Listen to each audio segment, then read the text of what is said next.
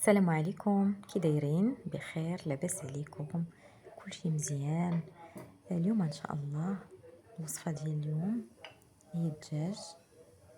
غادي نخضرو بالقوق وبالجلبانه.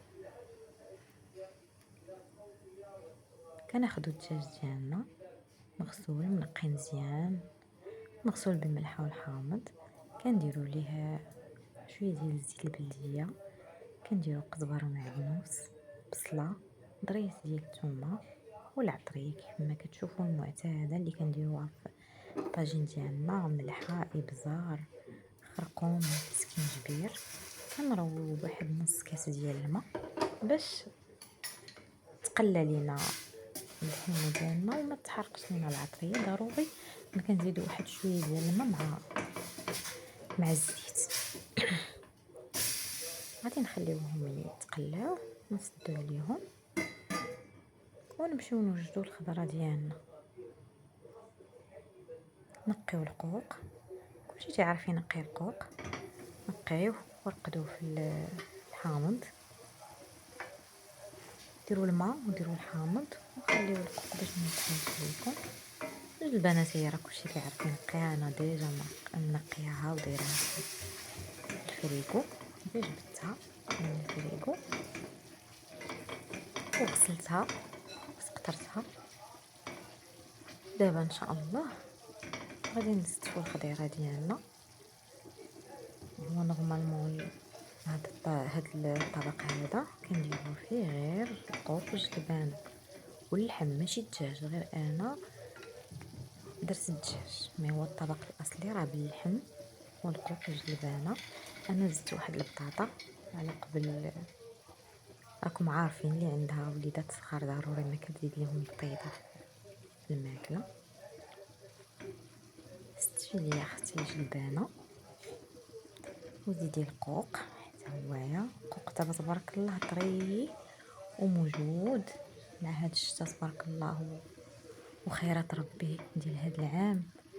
الحمد لله والشكر لله، ويا ربي تعطيها لنا على قد النفع يا ربي، ولا لا تضر شي واحد يا ربي. وكنتاسفوا للناس ديال القصر، الناس اللي عندهم الفيضانات، الله يشوف من حالكم وربي معاكم ان شاء الله.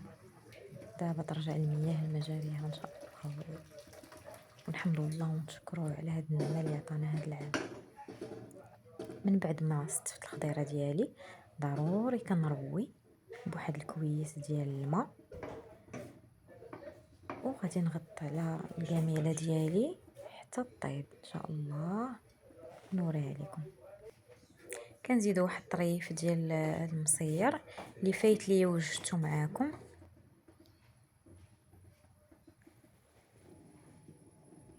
وغندوزو نصايبو واحد شليضه معروفه، سلطه ماروكان. شويه د مطيشه، شويه ديال البصيله، خضر ومعدنوس. استغلوا هاد الوقيته هادي البصله الخضاريه موجوده، راها صحيه بزاف ولذيذه بزاف. المهم استغلوا هاد الفتره هادي محدها موجوده. كناخذ شويه ديال الزيت البلديه، شويه ديال الملح وشويه ديال الكمون.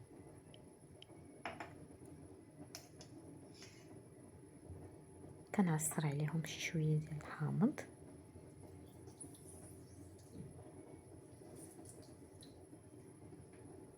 وكنحتفظ بهذا الصوص حتى كنبغي نقدم الطبق ديالي، لان الا درت هذا الصوص دابا السلطه راه كتولي كلها ما. كنخليها حتى يطيب ليا غدا، عاد كندير عليها اخر حاجه ديك الصوص غير تنوجدها باش كلشي يكون موجود.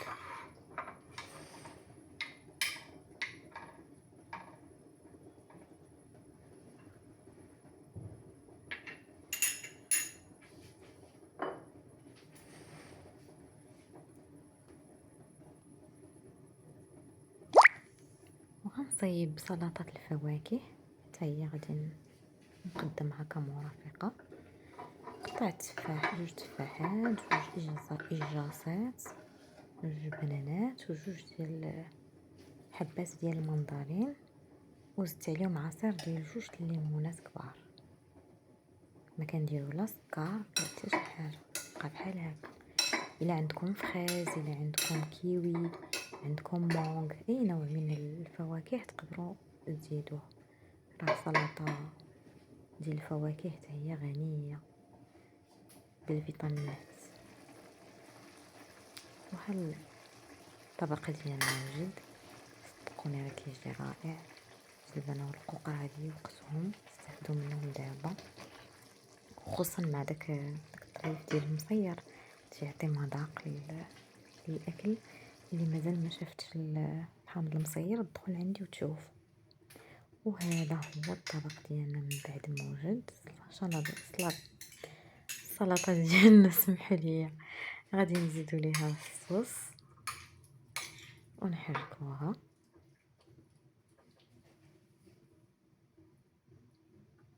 السلطه ديالنا ديال الفواكه راه هي موجوده. ودابا نقدموا الطبق ديالنا، كلشي على التقديم. نقادو نستفو، راه العين هي اللي كتاكل، هي الاولى قبل من كلشي. نحطو القوق ديالنا نستفوه، نحطو اللحيمه ديالنا والبطيطه، المهم داكشي يكون متيول على حقه وطريقه.